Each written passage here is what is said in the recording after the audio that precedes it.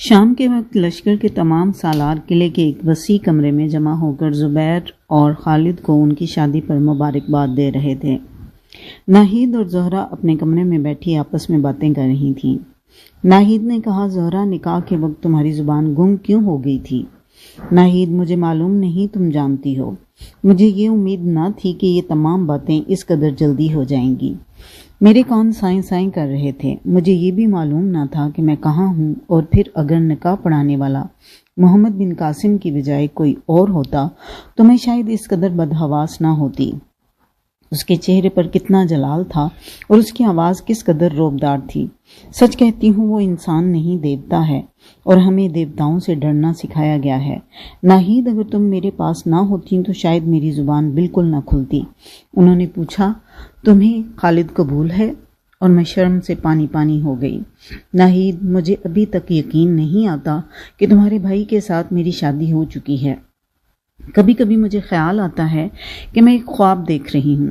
کیا تمہیں اپنی شادی ایک خواب معلوم ہوتی ہے؟ ناہید مسکرائی اور زہرہ اس کے گلے میں باہیں ڈال کر اس سے لپٹ گئی۔ ناہید اس کے سیاہ اور خوبصورت بالوں سے کھیلنے لگی۔ اچانک اس کے دل میں ایک خیال آیا اور اس نے اپنے گلے سے موتیوں کا ہار اتار کر زہرہ کے گلے میں ڈال دیا۔ زہرہ نے کہا، نہیں نہیں، یہ تمہیں اچھا لگتا ہے۔ ناہید نے جواب دیا، میرے پاس دوسرا ہے، مجھے خالد دے گیا ہے۔ یہ کہتے ہوئے اپنی ہیرے کی انگوٹھی اتاری اور زہرہ کے احتجاج کے باوجود اس کی انگلی میں پہنا دی۔ دیکھو، اگر تمہیں میری خوشی منظور ہے تو اسے مت اتارو۔ زہرہ مغموم سی ہو کر ناہید کی طرف دیکھنے لگی۔ ناہید نے کہا، زہرہ، تم مغموم کیوں ہو گئی؟ مجھے زیور اچھے نہیں لگتے، اور تمہارے ملک میں زیور پہننے کا رواج ہے۔ زہرہ نے کہا، لیکن ہمارے ملک میں بھابھی نن سے لیتی نہیں، اسے دیتی ہے، اور میں گھر سے اتنی دور۔ ناہید نے بات کاٹتے ہوئے کہا، پگلی، بھابھی تم آج بنی ہو، اس سے پہلے ایک عرصے سے تم میری ننھی بہن تھی۔ زہرہ نے کہا، ناہید، سندھ کی فتح کے بعد بھائی جان کا ارادہ ہے کہ وہ کاٹھیا واڑ کے جا کر اسلام کی تبلیغ کریں۔ میرا بھی ارادہ ہے کہ میں چند دن کے لیے وہاں جاؤں۔ کاش تم بھی میرے ساتھ چل سکو۔ ہمارا گھر سمندر کے کنارے ایک چھوٹے سے قلعے میں ہے۔ اس کے 3 طرف آموں کے وسیع باغات ہیں۔ بیچ میں سے ایک ندی گزرتی ہے۔ میں اس ندی کے کنارے آم کے ایک درخت پر جھولا جھولا کرتی تھی۔ برسات کے دنوں میں اس ندی کا پانی بہت تیز بہتا تھا اور میں اپنی سہیلیوں کے ساتھ اس میں نہایا کرتی تھی۔ بارش میں ہم آم توڑ کر کھایا کرتی۔ شہد کی طرح میٹھے آم باغ سے پرے ایک خوبصورت جھیل تھی۔ ہم پانی میں کود کر آنکھ میں چولی کھیلتی اور کمل کے پھول توڑ کر ایک دوسرے پر پھینکتی۔ ناہید، میں تمہیں وہاں ضرور لے چلوں گی۔ ناہید نے جواب دیا، خدا ہمیں فتح دے۔ ممکن ہے کہ سندھ کے بعد ہماری افواج تمہارے شہر کا رخ کریں۔